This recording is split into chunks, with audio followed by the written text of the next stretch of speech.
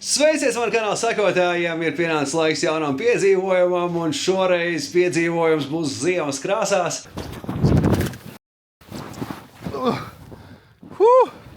Pat labi atrodos Gruzijas kalnos vagoniņā viens pats kopā ar savu dēli. Protams, esmu atbraucis kompānijā, 8 lielisku, izcilu vīru kompānijā. Jau kāda 4. vai 5. ceļojuma diena, un ko mēs darām? Mēs vienkārši baudam sniegu, baudam kalnus. Atrodamies Mestijā, tā ir Gruzija. Ir janvāra beigas, un šobrīd cilvēku ir ārkārtīgi maz. Es saku, mēs slēpojam, snovojam jau kādu 3. 4. dienu, un rindā neesam stāvējuši itin nevienu brīdi. Trases ir ideālas, nekas nav nobraukāts, viss ir sakopts. Pacēlāji visaugstākajā līmenī, tieši tāpat kā Austrijā vai Francijā vai jebkurā citā Alpu kurortā. Ir ļoti forši, ir ārkārtīgi skaista vieta. Labdien! Un tagad par visu pēc kārtas. Ceļš uz Mestiju sākas Rīgas lidostā. Reizi nedēļā ir reiss uz Gruzijas pilsētu Kutaisi. Tas aizņem aptuveni 4 stundas un jārēķina arī atšķirības laika joslās, kas Gruzijas gadījumā ir +2 stundas. Izlidojām no Rīgas īsi pēc 6 vakarā un nosēdāmies Kutaisī aptuveni pusnaktī. Tālāk no Kutaisī uz Mestiju vēl 220 km jābrauc ar auto, kas aizņem vēl 5 stundas. Pagaidi. 220 km ir jābrauc 5 stundas? Jā, tieši tādā stāvoklī ir ceļi šajā reģionā. Šie kadri uzņemti jau atpakaļceļā uz vienīgo reisu nedēļā Rīgas virzienā 3:00 dienā. Pa ceļam šķērsojam vairākas pilsētas un kā ar kungiem runājām, dzīve šeit izskatās līdzīgi kā pie mums 90. gados. Spriežam gan pēc ēkām, gan automašīnām, kā arī pēc piemēslotajām ceļmalām. Un jāatzīst, arī mums pašiem šeit, Ziemeļa Eiropas austrumu stūrī, vajadzēja kādu laiku, lai iemācītos dzīvot labāk un tīrāk. Kaut gan neesmu bijis Gruzijas galvaspilsētā, varbūt Tbilisī vai kur citur izskatās labāk. Ja esi bijis Gruzijā, dalies ar saviem iespējiem komentāru sadaļā. Interesanti, ka pa ceļam uz slēpošanas trasi aug palmas un dzīvojamo namu pagalmus rotā mandarīnu un citronu koki. Kaut gan lūk, braucot augšā kalnā, no silto zemju kokiem tikpat kā nav ne miņas. Šī ir Kaukāza kalnu grēda, un tā pavisam noteikti atšķiras no visiem citiem kalniem pasaulē. Augstākā virsotne mūsu apmešanās vietas tuvumā ir Užba, kas sasniedz 4710 metru augstumu virs jūras līmeņa. Jebšu precīzāk sakot, tas ir kalns ar 2 virsotnēm, slavens ar panorāmu un izaicinošiem pārgājienu maršrutiem, bet par tiem citreiz, jo esam ieradušies slīdēt no kalna lejā. Jā, runājot par slīdēšanu. Uz slēpošanas trases tam tā ir jābūt, bet atrodoties ceļā uz to, saslīdēšana šeit ir degviela murgiem. Protams, ar mums viss bija kārtībā, bet es melošu, ja teikšu, ka vispār nebija bail. Šur un tur bija pazīmes, ka uz šiem ceļiem ir viesojies sniegs šķūris, tomēr spriežot pēc pieredzētā, šķūris šeit nav regulāra parādība. Ceļi ir šauri, vietām saplūst vienā joslā, brīžiem ir izgrubuši, bet redzam arī ceļu būves darbus. Tos betonē, labo un nav gluži tā, ka viss būtu palaists pašplūsmā. Būtu interesanti pavērot, kā šeit izskatīsies piemēram 2030. gadā. Kā jau teicu, mūsu mērķis ir kalnu pilsētiņa Mestija, kas atrodas aptuveni 1500 metru augstumā virs jūras līmeņa. Atrodamies Gruzijas Svanetī reģionā, kas, starp citu, ir ar savām tradīcijām un savu īpašo dialektu, kas patiesībā krasi atšķiras no gruzīnu valodas. Mestijas iedzīvotāji ir lepni ar savām Svanetī saknēm un ar prieku stāsta, kā viņiem vienmēr ir izdevies saglabāt savu neatkarību par spīti mainīgajiem laikiem un tikumiem, jo tepat kalna otrā pusē ir Krievija. Par politiku mazliet vēlāk. Nolaidīsimies kādu reizi lejā no kalna.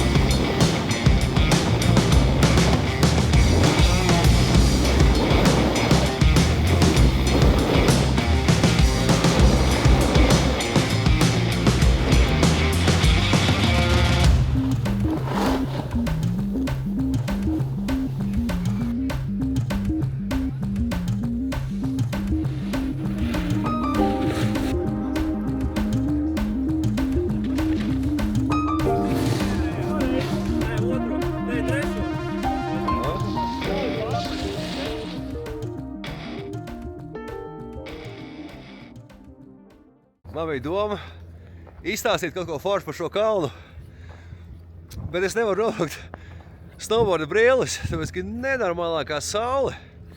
Saule 4000 metru augstumā ir pavisam savādāk nekā, nezinu, Jūrmalā. Ārkārtīgi spožs, ārkārtīgi spiež acīs, vienkārši nevar nolikt brilles. Ar laikapstākļiem mums tiešām paveicās, jo saule spīdēja 4 dienas no 6 uz kalna, un arī atlikušās 2 bija tīri ciešamas. Kā stāsta vietējie, visklusākais laiks šeit ir no 15. janvāra līdz februāra sākumam, un tas sakrīt arī ar mūsu laiku šeit.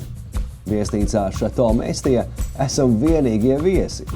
Tomēr parasti tik ļoti klusi šeit nav. Ārkārtīgi daudz eiropiešu ir atcēluši savas rezervācijas neseno protestu dēļ, apmēram ar domu, ka negribam ar savu naudu atbalstīt jaunievēlēto režīmu, bet, diemžēl, nauda iet secen arī vietējiem iedzīvotājiem, kur starp citu ļoti priecājas, ja maksājums skaidrā, nevis ar karti. Algas šeit ir gandrīz uz pusi mazākas nekā pie mums. Tradicionāli reģionos maksā vēl mazāk, un ja vēl ir tik draņķīga turisma sezona, arī cenas attiecīgi šeit ir uz pusi zemākas, un atzīšu, ka šādi vēl nebiju atpūties.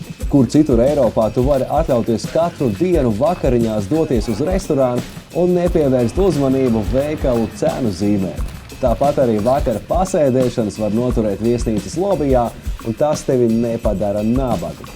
Jā, šeit nav daudz bāru vai klubu, bet nevajag arī, jo esam ieradušies baudīt sniegu, nevis nakts dzīvi. Mestijā slēpošanai ir paredzētas 2 kalna nogāzes. Transfers uz tām, gluži kā ceļš šurp, ir vietējo šoferīšu rokās. Te nav tāda pilsētas vai pašvaldības organizēta autobusa. Pirmīt laidāmies no Hatzvallī un tūlīt ieskatīsimies Tetlundī trasēs, kas patiesībā ir garākas.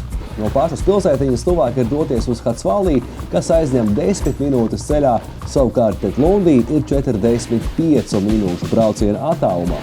Bet, kā saka mūsu šoferis Godži, ja nav bail, var aizbraukt pat 30.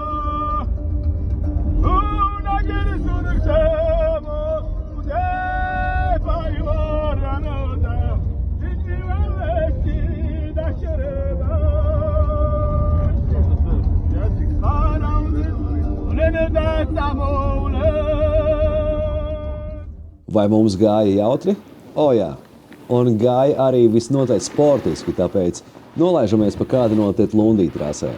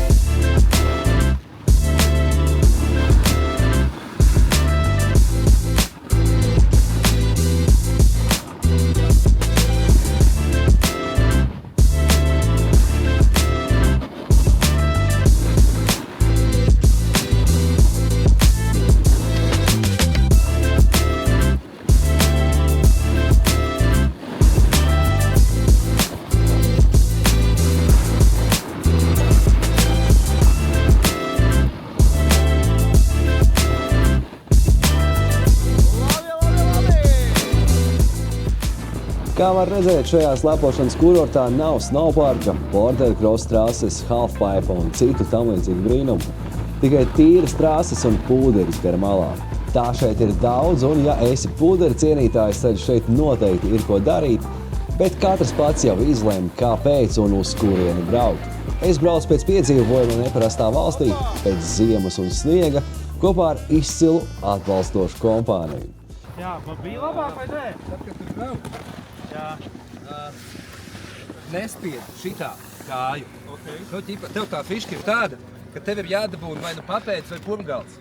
Tad, kad tu viņu griez šitā, tu automātiski to dēli griez projām. Dabūni šito statisko stāju. Nebrauc varbūt tik ātri, bet dabūni šito statisko. Te videiski, principā, tev galva stāv uz vietas. Tev staigā ķermeņa apakš, bet ja tu tā pastītos no malas, tev galva stāv uz vietas. Sanāk šitā, te tu staigā. Nevis šitā. Tāpēc idejas, ja tu redzēsi, kad es braucu, man dēles dažreiz ir pilnīgas vietas, es mētos pāri šitā te visu laiku. Jā, tu sanāk, tev tā kā, tev augšā jābūt. Pleci. Man sanāk, es visu laiku bīdu Tev kāju, vai ne? Tu esi iegriezies, tu tā kā spied uz priekšu. Jā, un tev šitās te kāja paliek taisni, kam īsti nevajadzētu. Vairāk abas divas kājas ceļos. Okay. Abas divas kājas, lai tev nav tas spiediens uz priekšu. Jā. Un tad tu dabūni, jo tad, kad tu spiedi, tu pazaudē visu to līdzsvaru. Jā. Ja tu dabūni taisni, tev sanāk aizmugurējā papēdīšu priekšējā. Jā. Tu gribi stūrēt, vairāk, teiksim, priekšējo kanti nospied. Nu, priekšējo. Aizmugurējā, tev stūrē priekšējā kāja. Aizmugurējā bremzē. Okay. Tu viņu met līdzi. Okay. Un lūk, vēl viens nobrauciens pa citu Tetlundī nogāzi. Pilnā garumā, īstajā ātrumā, bet video nobeigumā kāda pavisam neplānota ekstra.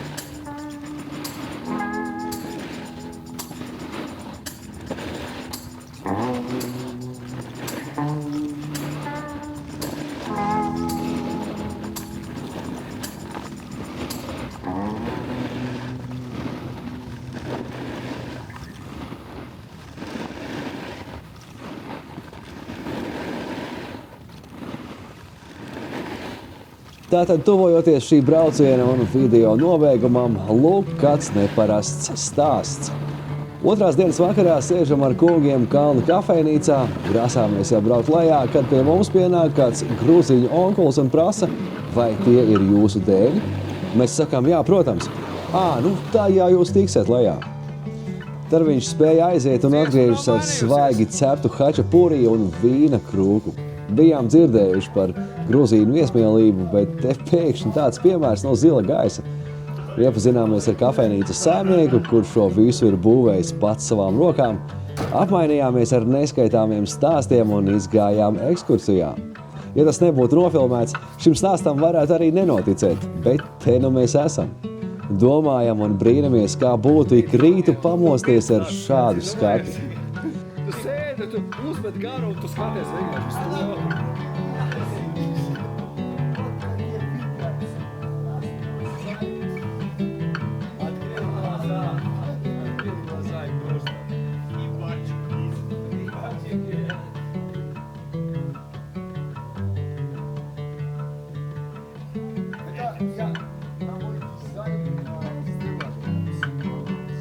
Paldies par skatīšanos! Ja patika, iespied laiku un kļūsti par šī kanāla abonentu. Es neesmu pārāk uzmācīgs ar pārāk regulāru saturu.